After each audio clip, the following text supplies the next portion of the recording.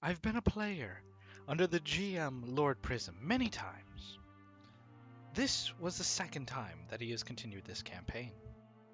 The first was a murder fest of sorts between some begrudging characters, but nothing he set up was accomplished. So the second game, he technically had us following the main campaign. One of these players, who will be referred to as the Mask Bearer, wore a mask he stole in said previous campaign that contained a spirit of an evil chaos god named Uvlech. If the mask took radiant damage from a necrotic source, the mask would break, and Uvlech would be released into the world. And so, Uvlech was waiting. The adventurers went to a town named Achers to receive a quest from a former adventurer named Ashir. When they got there, Ashir turned out to be a lich. This lich was actually the leader of the town and wanted the adventurers to enact justice on a group of raiders that had previously went through the town and destroyed most of it. They accepted this quest and went on their way to the once inactive Doused volcano, the last known location where the raiders often gathered. On the way to Doused, the adventurers found a wand in an abandoned cabin that allowed one to extract the soul of an individual, no matter how strong, after charging the wand uninterrupted for 3 whole actions. It had the cooldown of a full week, and if it was used again before the end of said cooldown, all life and major structures within 7 miles would be destroyed after a set amount of time. After that, the wand would be made useless. The wand also had a pommel that could be twisted off to perform the same effect as mentioned earlier, but using it in that fashion would allow for the wand to work as a violet firebolt wand, meaning that it could cast a form of firebolt spell that deals necrotic damage instead of fire. So, the party went on with their newfound weapon to Doused Volcano, and they enacted justice upon the raiders there. By the end of it all, they found themselves inside the volcano. A violet flame hovered over the large pit where lava once flowed. The flame whispered a message to all in the volcano who could hear. Some of my more attentive players realized what this reference meant and attempted to throw the pommel of the wand into the flame. However, the party had mixed intentions, and the mask bearer kept taking the pommel out of everyone else's hands. As the countdown to the pommel's detonation drew near, one of the characters was finally able to grasp the pommel and tossed it into the flame. At once, lava began to flow in the volcano again. A quick moment of running led all the party members to escape the desolation of the now active volcano unscathed.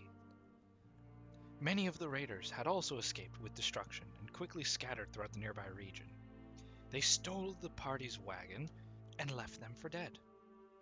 After the party gathered their wits, they began to make their way to Ashir to collect their rewards. On the way back, the mask bearer came to a realization. If the violet firebolt wand they now carried was blessed with a channeled divinity, it would deal radiant damage. Radiant damage from a necrotic source? So, with the help of a fellow paladin, he had the wand blessed, and with it he destroyed the mask. The spirit of Uvlech, the evil chaos god, fell unto the mask bearer. Although intending to possess the mask bearer and use him as an avatar, he was convinced by the very same mask bearer to only keep his presence nearby for the time being. And so, Uvlech would follow the mask bearer around until they made their way to Achers. Uvlech would wait. When the party made their way back to Achers, the town was almost completely destroyed. The raiders that had attempted to escape the volcano's eruption had made their way to the town and completely ransacked it. However, Ashir's estate was untouched. So, the party made their way to him and accepted their rewards. As they were leaving the house, Ashir made another remark. If you wish, I still have one last reward for you. The party drew near to claim their new reward, and Ashir held out a single tarot card. This card turned me into a lich. Perhaps it will do better things for you. The party was quick to use the power of this card. The first drawer was given 3 wishes due to the moon card, and he quickly wished for ascension to godhood.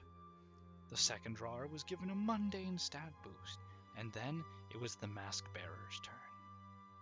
He drew his first card, Idiot. Unaccepting of his newfound lack of intelligence, he was able to draw another card, the Void. His soul was imprisoned into an infinite void, never to be seen again. But Uvlech was waiting. Now that the mask-bearer's body no longer carried a soul, Uvlech was more than willing to take its place, and now he drew a card. In Uvlech's past, he attempted to conquer the universe for himself.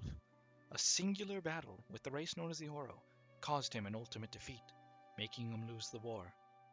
As a result, he was sealed away into a mask, in fear he would return to cause havoc once more. And so Uvlech drew. He drew the Fates.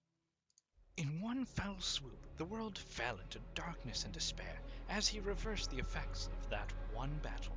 He had won the ancient war, and the Oro had to retreat, and the universe was now under Uvlech's dominion.